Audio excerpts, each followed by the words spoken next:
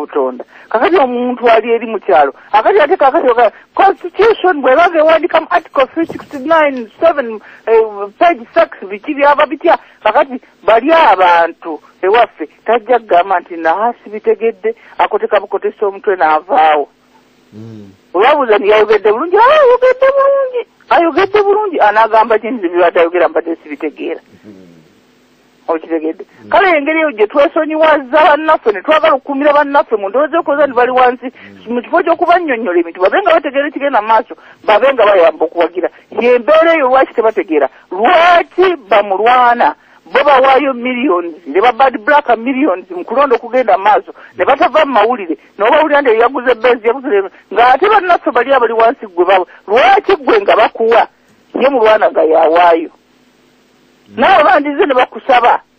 kola lwaki abatuuze abamu bayisibwa mu ngeri emu ng'abayituuze abalala bayisibwa mu ngeri ndala oli bakumanya obunaku lwaki tomala mumulonda n'alyoka akuwa okusinga okujja akuwe nga tonnamulonda olwo omulonda linakikuwa ni kwadde onnonde kubanga babakuumira mu butamanya naye ebintu bye bakola tebabimanyi oli n'alyoka agenda asobole okwogera okubuzaabuza nja kuleeta kino nja kuleeta kiri byo byaba member of parliament kati nga balinda bagamba tujja kugenda kusinga kutuma omuntu kuleeta amazzi naganze nja kusobola okugenda kuluza amazzi ngaleete ate nagaleeta ekidomola nze njagaza leeta mpanja galeeta nze gasobola oyo tasobola ne batandika n'okwakana wakati waabwe nakuwa n'ebirabo bw'agenda kuleetera amazzi nonkade kale kintu ekidomola galeete bw'atuuka eyo nga yagenda okuleeta amazzi bw'alaba weebuuza nnyo atandika okuba enduulu jangu ennone bw'otuuka nkwata amazzi ako ntwala kakati nze sooka ontuuseyo n'amazzi ogaleete kati ate alinda gw'ogenda oyambe ye kale byo byose bawangaale Ssaabasajja awangaale Ssaabasajja bannange era nga tutuuse ku nkomerero y'okuggalawo tugenda kusigala wano nga tukyawayaamu obudakiika buno obutono ne Buganda tebwasa bwanze kubanga Omulongo asomesezza nesse kusomesa kwegamba okubeera n'omuntu n'asomesa ebigambo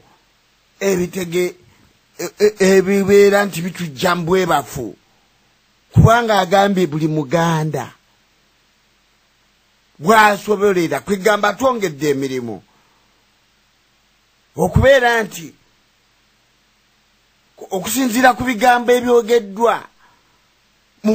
okuva ku Mumbejja nti oluseewo mukululo ki sebo Buganda tebwasabwa nga tugenda okukomekereza pulogulaamu yaffe ey'olwaleero bwe nsiriikiridde tuyiga ebintu bingi nnyo mu lutabaalo lw'ensi yaffe eno lwe tugendamu okubeera nti abantu bajja ne bongera okusomesa ebitatusomesebwa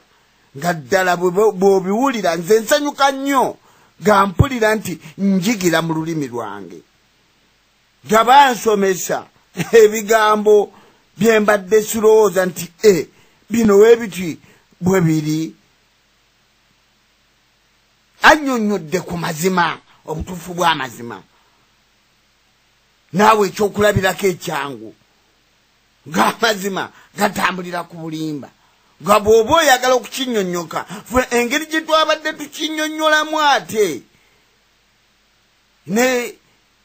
nga sinambulukufu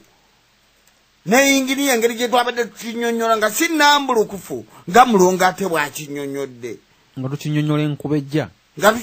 enkuba ejja naye akinnyonnyodde nti kintu kitambulira mu bulimba oli n'omubuzaabuza naye n'akolaga nti amazima oli mugambe nti emmotoka eri wali agisangewo nga weeri okiwulidde sebo ng'obudde bwe tulimu tukomekereza pulogulaamu yaffe eno ey'olwaleero Buganda tebwasabwa ate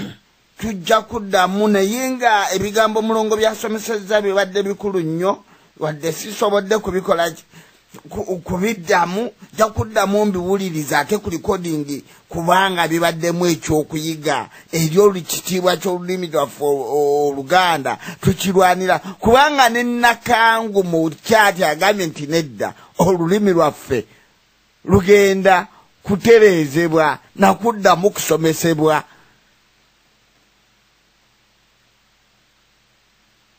Saba Buganda tebwasaba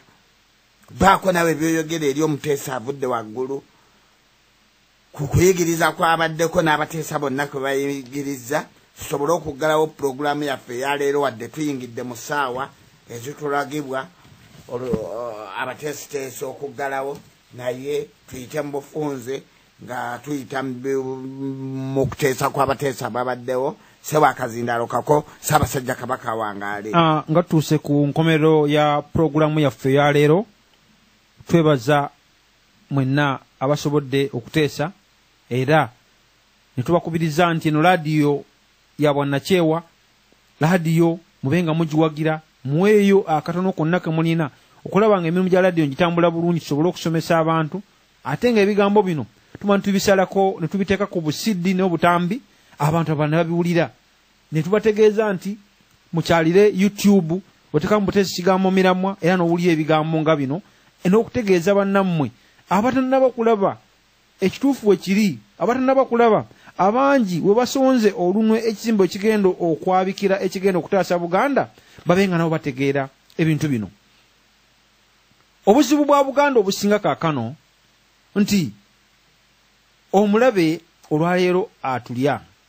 atusenkenya beebo Abanalwanda n'Abalundi oba Abatuusi n'Abalundi abaava e Rwanda ffe betuyita Abanalwanda oba n'Abalundi nga abantu abo bajje waffe ne beegomba ebyaffe ne beegomba olulimi ne bamanya nti nga tuddeyo ku kiri kye nabagambe nti nno omulamwa gw'olulimi Oluganda Makerere oba kye twandiise omubala nti olulimi lw'eggwanga n'amanya nti tetulina ggwanga. Kakati ensonga lwaki basoma olulimi Oluganda batuuma abaana be bassemakula. Ffe ne London waliwo akabondo k'Abanalwanda n'okubadde akwegaseeko Abaganda ab'olubatu bakuba obutabo nga bulimu n'engero ne babusuula ku bibanja kwe tusula oba kiyite adulesi naye nga gwe okirabaga abasajja bakola omulimu mulungi era abana abasajja Abaganda nnyo era osanga balina emmengo naye nga tomanyi kiri mabega wa kintu ekyo. Abasajja basomesa abaana baffe olulimi lwaffe batubbeko ensi kubanga tebalina nsi. Tubategeezeza nti olulimi lw'eggwanga tulina okulaba nga twegendereza nnyo ebintu. Bayogedde ku kigambo bakuli naye ewa bakuli bayitewo bukesa naye nga waliwo omusajja omuyindi yalinawo engeri y'akaduukaduuka bino betuma obutale esimanya owino nga yali ate yali omeera kakati balina nti tugenda wa bakele kati mu butayogera ekigambo bakere obulungi kati wagenda bakale bakuli nga bakale kituufuse bakuli olwo tukyusa ekikyamu mu bukyamu mu biseera mu kifo ekikyamu muno tukyusa ekyukyusa ekikyamu andi tukyusa bukyamu. Kyenjagala ekintu ekyo okukitegeeza nogera nti ekigambo John embo Yokaana ekigambo John kitegeeza kirala sina Yokaana nefe olwokuba nti no twagala embu Jesus tumufudde Yesu olwokuba nti ate owala n'aba Yesu nti ate Yesu kwegamba tulina okwegendereza ebigambo olwokuba nti no ovudde mu Katonda ddiini gye yakuwa wagivuddemu nti ate okwalula abaana nti omwana tumwaludde nti ate muvudde nti ate mubatiza. Ekigambo kwalula okubatiza okutayira byonna bye bimu. Esapuli entasubiiki n'endege oluyita olutembe byonna bye bimu kwegamba nti tugenda tukyusa ebintu gamba kwega situmanyi naye katulwanirire olulimi luno terujja kuggwaawo. Omulongo agenzi n'aleeta olugero olugamba nti ennyonyi enkulu yeyigiriza ento okubuuka naye nga kiri kitya nti amazima nti engeri zigenderako nti amazina amayigirire gamenya omugongo naye nga bajjajjaffe baatulaga butya nti bajjajjaffe baleeta ebintu byonna ebyenjawulo ne baleeta ekiswa ne baleeta ebibira kugamba ne bateeka Obuganda ne babufuula kibira kale kugamba kale baleetanga ebifaananyi ng'Omulongo bwatuleetera ekifaananyi eky'amazima nti ebifaananyi ebyo ne batukubira obufaananyi ne babuteekera nti ffe tubwoze omuyimbi yagamba nti nno akafaananyi naye nkakuba sima negative n'enzooza nti baatulekera obufaananyi ne bagamba nti nno nti emiti emito gye giggumiza ekibira tulina okulaba nga tusomesa emiti egyo emito Oluganda giggumiza ekibira Buganda bwabweta mu kifaananyi eky'ekibira kale nno ebigambo bya Buganda tebiggwaayo naye nga tubeebaza okubeera abawuliza abalungi mu mulamwa guno